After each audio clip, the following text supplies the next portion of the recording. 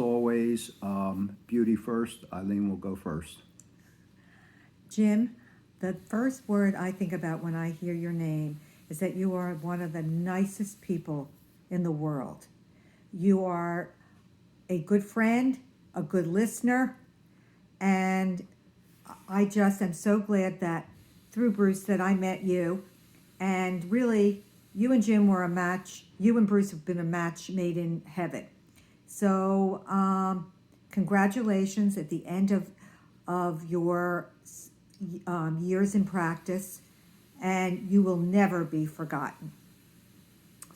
And so the words that I would use for Jim over all these years, and there's not one word, there's three.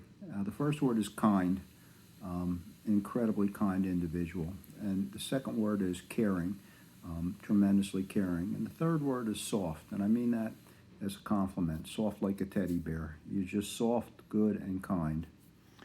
Medically, Eileen? I never used you as a doctor, except I made an appointment to see you as a ruse because I needed you to. We were giving Bruce a surprise party, and you were part of the way to get Bruce not coming back to the house. And I have to tell you, when I walked in and I said, "Listen, you can't tell anybody." You had such a look on your face, and just to be so supportive and of whatever I was going to tell you, that you're just a wonderful person, not only as a human being, but also as a listener and a physician. Medically, and we shared a desk for decades. We had a DMZ zone on our desk, which nobody was allowed to cross. That wasn't medical, but so there's so many medical things that we could talk about. There's the Acme stories. Once you were going into the Acme, I knew we were in trouble. Most of the people won't get that, but I know you know. I think one of the greatest medical stories we came up with was when you and I figured out after one conversation that we had that there were Catholic respirators and Jewish respirators, and we never quite figured out the difference of them, but I think that was a great story.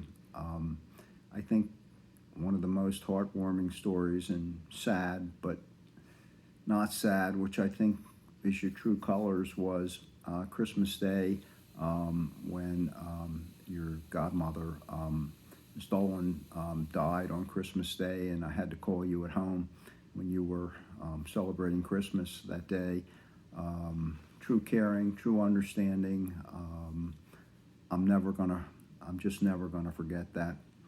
And the third medical story has to do with your medicine, and that was the day you were playing softball, broke your, I think it was clavicle, and we're out for a couple weeks, and we had to help you make rounds and carry you around. It's been nearly a half a century together.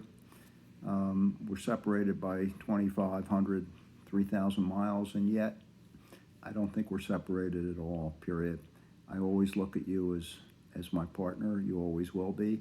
And, Eileen said earlier that you and I were a match made in heaven. I don't know about that. I think you and Pat were a match made in heaven. I think Eileen and I were, and maybe we were a little south of heaven, but it worked out.